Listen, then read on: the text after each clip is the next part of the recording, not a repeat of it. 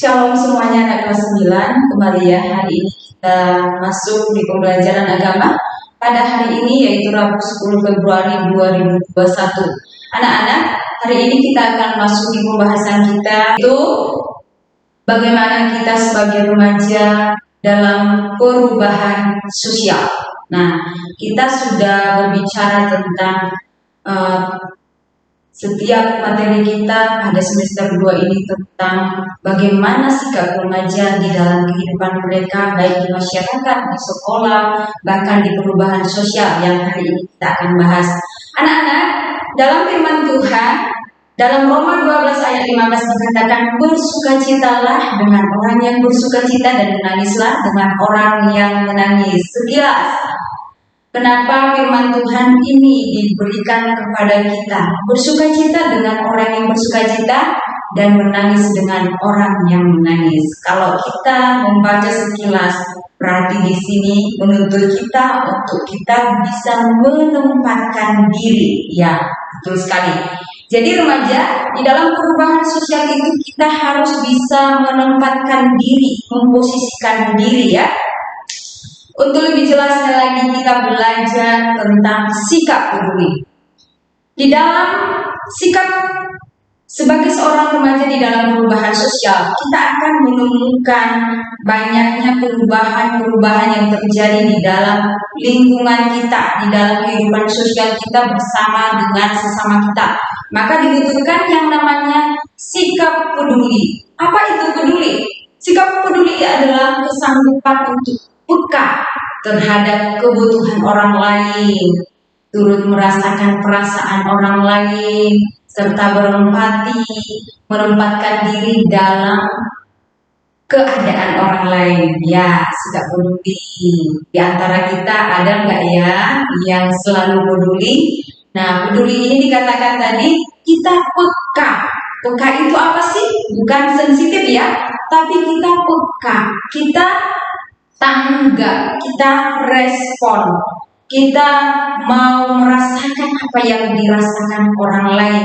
Jadi apabila di sekeliling kita sudah melihat kondisi atau sesama kita butuh bantuan, kita bersikap peka ya, memahami mereka, meresponi mereka dan mau menolong mereka.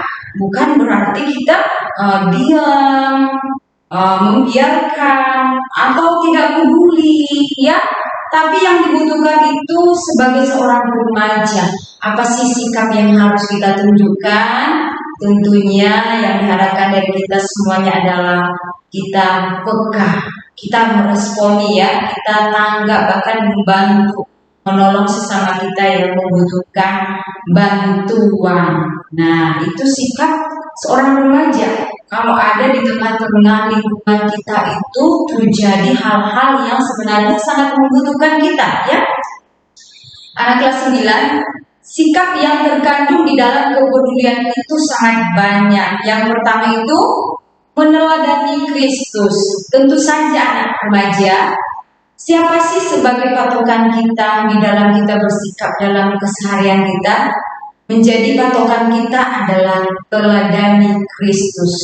Bagaimana Kristus di dalam pelayanannya selama di dalam dunia ini, selama Tuhan Yesus Kristus ada di tengah-tengah dunia ini, bagaimana dia melayani manusia, dia melayani dengan kesungguhan hati, dia melayani dengan ketulusan. Tuhan Yesus bersikap mengasihi, mengampuni, mau menolong, berkorban sangat banyak sekali. Nah, satu-satunya teladan bagi kita anak remaja di dalam kita bersosialisasi, meneladani Kristus. Ya, yang kedua, sikap yang terkandung di dalam kepedulian. Ternyata orang yang peduli itu harus ada yang namanya jujur ya. Jujur, tidak berbohong, tidak berpura-pura, tidak palsu. Jadi setiap kebaikan-kebaikan yang remaja mungkin lakukan untuk teman, kepada orang tua, kepada keluarga, kepada saudara, kepada guru, kepada siapapun itu, kepada orang yang sangat membutuhkan kamu di lingkungan kamu melakukannya itu harus jujur. Tidak ada maksud di belakang, ada maksud. Kita berbuat baik itu bukan supaya dibalas orang, tetapi di saat remaja melakukan kebaikan itu, lakukanlah dengan tulus, bukan berpura-pura, bukan terpaksa. Ya, yang ketiga, kerendahan hati. Apa sih kerendahan hati? Nah, firman Tuhan juga ada sampaikan ya. Awal dari sebuah kehancuran itu adalah sombong ya. Tetapi lawan kata dari sombong adalah rendah hati. Nah, anak remaja boleh menjadi anak yang rendah hati. Bagaimana sih caranya sikap rendah hati? Nah, ketika kamu diperlakukan tidak seperti yang kamu inginkan, apakah kamu siap menerimanya, ataukah kamu siap membalas yang baik ketika orang berbuat jahat kepada kamu? Atau di saat kamu membantu orang lain, apakah kamu siap bantuan kamu itu tidak harus dibalas seperti yang kamu berikan kepadanya? Apakah di saat kamu menolong orang lain, apakah dengan rendah hati kamu tulus memberikannya? Ya, kerendahan hati termasuk di saat kita bersosialisasi, anak remaja bersosialisasi, apakah kamu bisa rendah hati terhadap sesama kamu, saling menerima, memaafkan. Nah, itu sikap peduli ya. Di dalam kepedulian itu juga ada yang namanya cinta kasih. Cinta kasih itu sangat dalam ya. Sebagaimana di dalam hubungan sosial kita harus mengasihi. Nah, kalau kita sudah mengasihi sesama kita pasti melakukannya dengan sangat senang hati, ya. Jadi, lakukanlah segala sesuatu itu dengan kasih. Itu Tuhan katakan. Percuma kita melakukan A sampai Z, tetapi di balik semuanya itu bukan karena kasih, itu sia-sia ya. Jadi anak remaja, apapun yang kamu perbuat di dalam kehidupan kamu sehari-hari, lakukan semuanya dengan kasih. Terus apalagi? Ternyata di dalam kepedulian itu adalah ada terkandung keramahan, bukan kemarahan ya. Keramahan. Ramah itu apa sih? Ramah itu kita memberi senyum, ramah itu kita boleh mendengarkan sesama kita, menjadi pendengar yang baik, ramah itu kita bisa menerima mereka ya. Jadi kita tidak sombong seperti itu. Terus apalagi? Kebaikan hati ya. Kita harus menjadi anak-anak remaja yang memiliki hati yang baik. Terus ada deh kebijaksanaan. Bijaksana ya, bukan hanya bijak di sana, di sini juga harus bijak di mana-mana. Bijaksana artinya apa? Anak remaja, kalau kamu mau melakukan sesuatu itu, mintalah hikmat daripada Tuhan. Hikmat itu sangat bermanfaat. Kadang kita tidak tahu apa-apa, tapi kalau kita minta hikmat daripada Tuhan, Tuhan bisa memberikannya kepada kita semuanya. Tuhan, saya mau melakukan ini. Minta hikmat daripada Tuhan. Nah, hikmat itu tidak kita pelajari seperti orang di sekolahan, bukan ya. Tapi hikmat itu datangnya dari Tuhan yang orang lain mungkin tidak bisa lakukan, wow, tiba-tiba bisa kita lakukan. Nah, hikmat. Siapa sih tokoh Alkitab yang terkenal dengan hikmatnya? Dia meminta hikmat kepada Tuhan. Masih ingat ya anak kelas 9 ya? Jadi hikmat itu sangat penting. Jadi di saat anak-anak bersosialisasi, kita haruslah menjadi orang yang peduli ya. Perhatikan, orang yang perhatiannya tertuju kepada orang lain akan bersikap. Nah, ada 3 hal nih. Orang yang perhatiannya tertuju kepada orang lain akan bersikap apa sih? Lebih sadar akan kepentingan orang lain.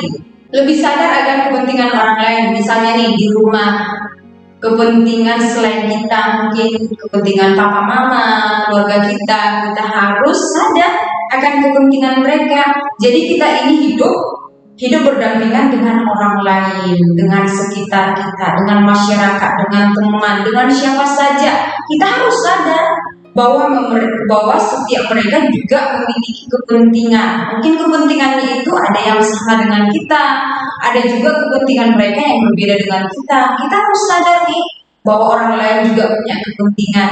Jadi jangan kita hidup hanya untuk sendiri, hidup hanya memikirkan kepentingan diri sendiri, orang lain tidak usah dipikirkan, tidak boleh seperti itu ya.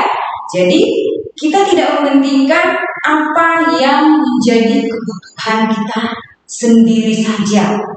Kita tetap memperhatikan ya kepentingan kita, tapi kita tidak boleh melupakan kepentingan orang lain. Misalnya kamu di rumah, apa sih kepentingan papa, apa sih kepentingan mama, apa sih kepentingan cici kamu, koko kamu, adik kamu, semua keluarga kamu, apa kepentingannya. Jangan sampai di rumah itu kita ngebos ya, seperti ratu, seperti raja. Nah, jadi harus kita melihat kepentingan sesama kita. Kalau di sekolah bagaimana? Jangan kita memikirkan hanya diri kita sendiri, tetapi kepentingan orang lain juga. Nah, yang terakhir, bertambah kesadaran akan keunikan diri sendiri. Nah, kalau kita melihat ya, kita peduli terhadap lingkungan sekitar kita, terhadap sesama kita, maka otomatis kita akan bertambah kesadaran akan keunikan diri kita sendiri. Oh begini, ternyata saya itu unik loh, kamu itu unik loh, kamu itu menarik loh, kita semuanya menarik loh. Nah, jadi intinya di dalam kehidupan kita sehari-hari kita saling butuh, saling melengkapi, saling tolong-menolong, saling peduli. Bisa hari ini saya yang kamu bantu, bisa juga besok saya yang bantu kamu. Jadi ketika ada teman kamu perlu bantuan, janganlah pernah kamu tidak mau membantu. Karena ingat, tidak hanya selalu orang yang membutuhkan kita juga pasti membutuhkan orang lain. Itulah yang namanya makhluk sosial, ya. Makhluk sosial. Tuhan menciptakan kita beragam, beraneka ragam, perbedaan kita masing-masing ada. Kenapa sih Tuhan tidak menciptakan kita sama saja? Tidak unik kalau Tuhan menciptakan kita itu sama, tapi Tuhan menciptakan kita banyak perbedaan. Artinya apa? Satu, untuk saling melengkapi. Yang kedua, bukan untuk menyombongkan diri. Yang ketiga, untuk kita saling menerima satu dengan yang lain. Ya, jadi perbedaan itu unik ya. Jadi anak kelas 9, hari ini kita sudah memahami tentang pembelajaran kita bagaimana peran remaja di dalam perubahan sosial. Kamu akan menemukan banyaknya perubahan-perubahan yang terjadi di lingkungan kamu. Apakah itu di rumah, di sekitar kamu, di sekolah, dimanapun kamu berada. Mungkin bisa terjadi perubahan-perubahan sosial yang hari ini seperti ini, besok belum tentu sama. Minggu depan bisa terjadi perubahan, apalagi kondisi sekarang ini. Perubahan sosial itu sangat-sangat berbeda dibandingkan kondisi sebelum COVID ya. Apa perubahan yang sangat besar yang sudah terjadi? Banyak sekali. Nah, untuk itu kita diminta selalu menjadi remaja yang bisa berperan aktif di dalam lingkungan kita. Siapa lagi kalau bukan kita? Miliki sikap peduli terhadap sesama kita.